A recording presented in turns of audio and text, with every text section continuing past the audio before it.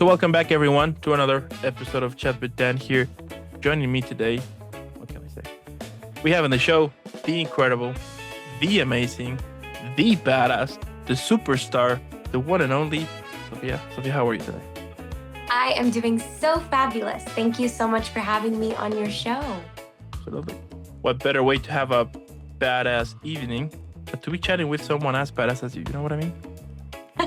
Thank you. There you go. Pretty cool. Now, if you are new to the channel, don't forget to leave a like, subscribe, follow. It helps a lot. But also in the description below, you're gonna find all of Sophia's social media. Let's follow her. Let's share some love. And let's find out why she's super badass. And without further ado, let's jump in. So, I want to start this whole conversation by throwing out the first question, which is, what initially drew your passion for acting? Was there a performance, film, something that sparked the whole thing to make you realize, you know what? This is where my journey begins now. Wow. Well, I think a number of things. Definitely in my childhood, I really enjoyed watching movies at home, a lot of really silly, goofy movies with my dad, and going to see live theater a lot with my mom. I vividly remember sitting in the Orpheum Theater in San Francisco, row P, watching Wicked for the first time. And when Glinda came down in that bubble, I was like, that's it. That'll do. I want to be up on that stage. When you strip away roles, credits, and expectations, tell me who you are at your core. At my core, I am just a gal who's happy to be here. I think that I have a lot of joy and I have a lot of love, and I'm just grateful to be experiencing life as it may come at me. And you know, early in your acting journey, what did you believe your worth was tied to? I think as a young performer, especially studying in college, I believed that worth was tied to literally working on a set or literally in a contract on a stage. I thought that it was just like if you're contractually working with a production. And how did financially uncertainty shape your mindset during the early years of acting? When I first moved to LA, I mean, it's a lot of odd jobs. There were a lot of little things that I did and I still do to create an income, but that's not, why I'm here, and I'll just stick with it and we figure it out, what you gonna do? What were some of those odd jobs that you still remember? Oh my gosh. Well, the restaurants, of course. I've been hostess, manager, server. I work a lot in events. I actually love doing that work. That's always been fun. I was a bridal consultant. I helped women find their wedding dresses, babysitter, nanny. There's so many, odd jobs that you find yourself doing when you're just trying to get that Mm. audition, get that job. And do you think all of those jobs has helped you for your acting career? I actually, working in the restaurants in LA, you meet a lot of people. And having just moved to this city, I think that working in a restaurant was a really awesome way to build community and make connections through the people who would come in, live in Hollywood, and they have these stories and they have these careers. And that was helpful. And then I guess the other jobs, they give you skills. Babysitting, these kids have vast imaginations, and that is so important for my art. And the wedding dress, those are skills that I now know. So, yeah, I think everything happens for a reason. What's the most bizarre experience that you had during this time with your jobs? Gosh, there's quite a few, but I would say during the time where I was managing this restaurant, I was so young. I don't know why they trusted me with the keys, but I would go very early and open up the restaurant, and we would make coffee and I would wait for people to come in for breakfast, which was not very popular. But I was in charge. I mean, I was the manager, I was in charge. And so I would go into the little office and I would put on my playlist. And I remember one summer, I mean, I'm still obsessed with ABBA, but one summer, truly, I would go into the office and I would just crank ABBA, and Dancing Queen would be pouring through the halls. And I remember one time the owner came in and was like, I was fully dancing, using a spoon as a microphone, like belting my heart out to Dancing Queen. And he was like, good morning. It's 7 a.m. And I was like, oh, yes, welcome. But good times. Yeah, funny times. No, I start to discover why Thank you're you. badass. I'm having this vibe like, I'm getting it now. I'm getting it now. For sure. Yeah, For sure. thanks. Now, was there a moment when things looked successful from the outside, but felt heavy on the inside? I think what comes to mind in terms of feeling heavy on the inside is at the end of the day, I'm an artist, but I'm a human. And sometimes when things look really successful on the outside, which to me is when I'm working a lot, which is the greatest thing ever, and I'm the happiest ever, sometimes I feel tired and there's a sense of burnout, which is always like a really icky, yucky feeling. And I think that would be the only thing is just disguising the burnout sometimes because you're so lucky to be, if you're working, you're the luckiest person on the planet. But yeah, sometimes I think burnout can come emotionally or physically. That would be, I guess, feeling heavy on the inside. And is there like a specific activity or something that you do to kind of regroup and continue going forward? I have a couple little things that really set me back into Sophia, or they can kind of like get me out of a character or a project. I practice yoga. I love yoga. I think it's very important practice for the mind and the body and the soul. And wow, that sounded so like yogi. That was crazy. I've never said that before. And that's always really help. And then just if I listen to music, I'll make a playlist to get myself into a character, which is very helpful. But now I've started to make playlists to essentially get me out of the character and wind down so that I'm not constantly living in the emotional mental state of that character. What's your top 5 songs right now? Oh, right now? Gosh. Okay, let me tell you, I'm loving Audrey Hobart. I love her new album, in fact, but I really like her song Shooting Star. And then I love Olivia Dean's new album as well. The Art of Loving is her new album. And the song So Easy to Fall in Love. Those are my favorites right now. That's two songs, but those two albums I'm kind of like switching back and forth. Was there like a rejection or a moment in your acting journey that forced you to confront yourself the most? Well, I think just the entirety of the pandemic, 2020. I was in my final semester of college. I was studying to receive my BFA in musical theater. And I had, worked so hard to pursue these big hopes and dreams of New York City and Broadway. And I was all set for my college showcase, a spotlight industry event, which would help us students find representation. And I just booked a lead in the school musical. And I was on top of the world. I was like, things are falling perfectly into place.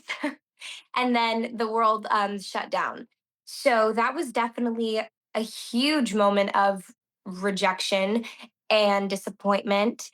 And it really encouraged me to slow down and think, what is it that I really want to be doing? And ultimately, the decision that came from that was come back to LA and explore storytelling through TV and film, which has just been the most rewarding thing the past few years. And how you handle rejection right now? I've been doing this a while, since I was a young girl, and I hate to say I'm used to it, but I'm used to it. That being said, while I'm used to it, it never gets easier. I'm like trying to come up with a great philosophical, you got this answer, but sometimes it just sucks. I mean, this week I received a pretty sucky rejection, and I took a second and I felt really sad, but I think the thing is to just keep going. I allowed myself, whether it be an hour, an evening, a day, to feel that sadness, but then you gotta get back out there. I mean, at the end, rejection is redirection. You know what I mean? So, Yes, I like it. switching to our halftime show, quick speedrun questions, yes, no, or pass. Super simple. Gonna ask you a couple of questions in which you can only answer yes, no, or pass. You ready? Okay. Yes.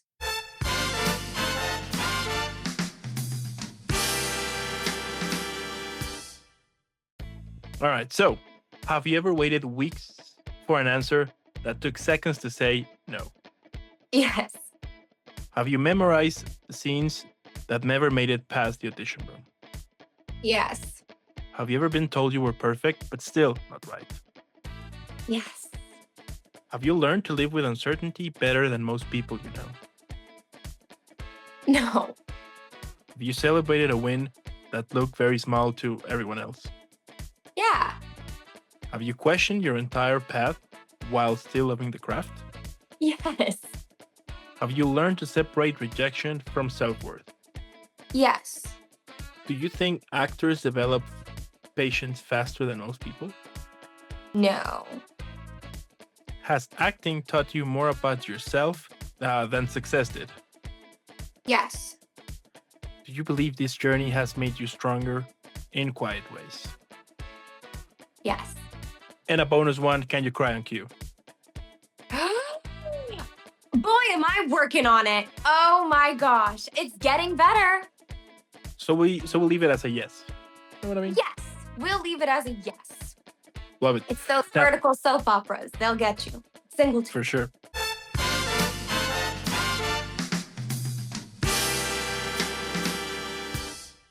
Returning to our general transmission, tell me, what do you think is the biggest misconceptions that people have about actors? Well, I think I find it silly misconception is that actors are their characters. I think that really baffles me when sometimes people are so confused and they think that Sophia Delucchi is actually Yvette Hart, but no, I just played her and I loved playing her, but I'm not actually her and I don't have, that love triangle. But it's really funny to me. I think that's like a misconception, or maybe people don't want to separate it. But I think it's interesting that that still happens. Has that ever happened to you in your personal life? I'll receive some messages and stuff that are directed towards the character, and I enjoy reading them. And it's usually they're very sweet, but it is kind of funny. I'm like, oh no, it's not me. What inner battle do you still face today that people might not see? I think that pursuing this career, there are a ton of highs, but there are also a ton of lows. And so I think a battle is just trying to navigate those ups and downs and find middle ground so that they're not always so dramatically apart. As your definition of success has evolved, tell me what matters more now than just booking the role. In the beginning of this conversation, I said that, when I was younger or studying, I thought that success meant you were working and you were on a contract and you were on a job. But now that I think success in acting or just pursuing this craft is embracing the artistry in many ways and staying creative and finding creativity and imagination in every aspect of your life. I mean, even on I go on hikes and I look at all these beautiful flowers and the clouds and the songs that the birds are singing, and it sounds like I'm a Disney princess, but stuff like that. I think that's success, is like finding your art within yourself rather than having somebody grant you that success and tell you that you're an artist because here's a job for 9 days. What do you think the 10-year-old version of yourself would think about you right now? Oh, she would be giddy. Oh my gosh, I think about her often. 10-year-old me sang Thank You for the Music by ABBA at my elementary school talent show.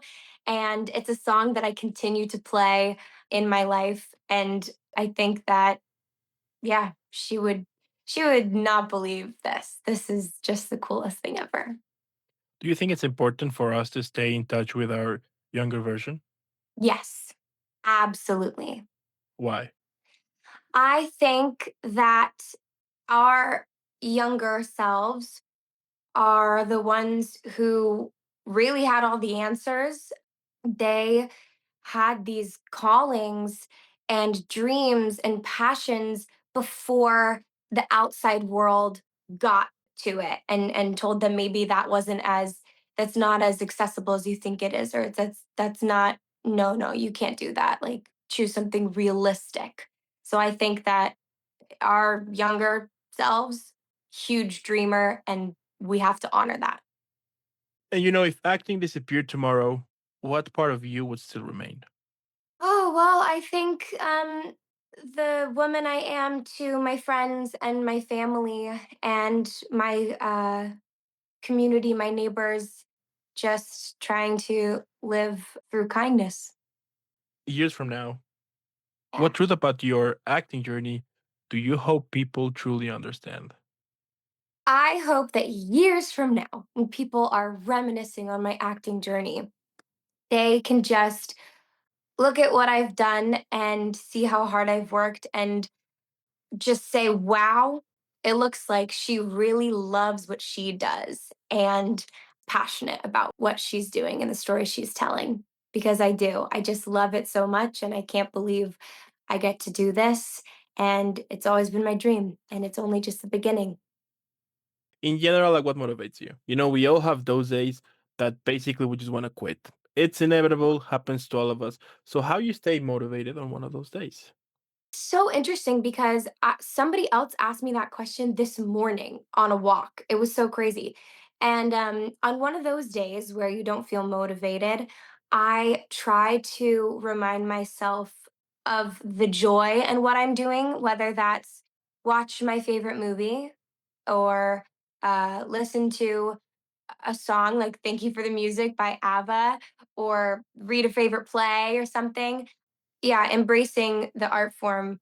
I think sometimes pursuing acting is difficult because you feel as if you're trying to monetize a passion, but which is a stressor. But I think the on those hard days, finding the joy and remembering that it is a passion and you're pursuing it because you fell in love with it.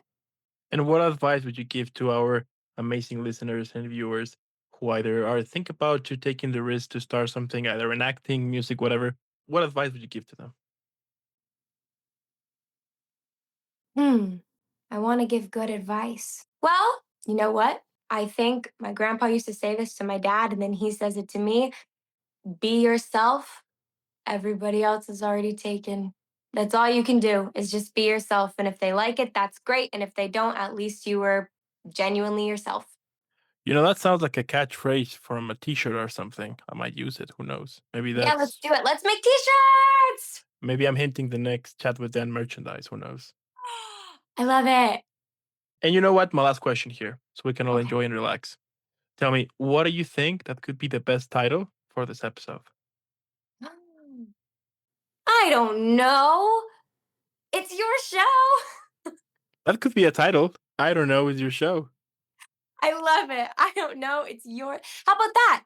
It's your show. Like your own life is your show. You have to be the main character in your own movie. So it's your show. Should we leave it like Yeah. that? How about this? It's all capitalized. Your show. Show. Boom. It's your That's, show. that sounds like a franchise to me. Who knows? Maybe at some point when you're writing your bio book or you're producing your bio film, we already have your title for that thing. You could be like, I need a title, and then you'd be like, oh, years ago I did this thing. I already have this title cooking since back then. I'm gonna use it. It's your show. There you go. Pretty cool. At the end, what can I say? I'm impressed. It's amazing what you do. I love it for sure, 100%. Because besides creating cool characters and cool stories for us to enjoy, you're showing that dreams can come true. And you know what? That is super positive, super important.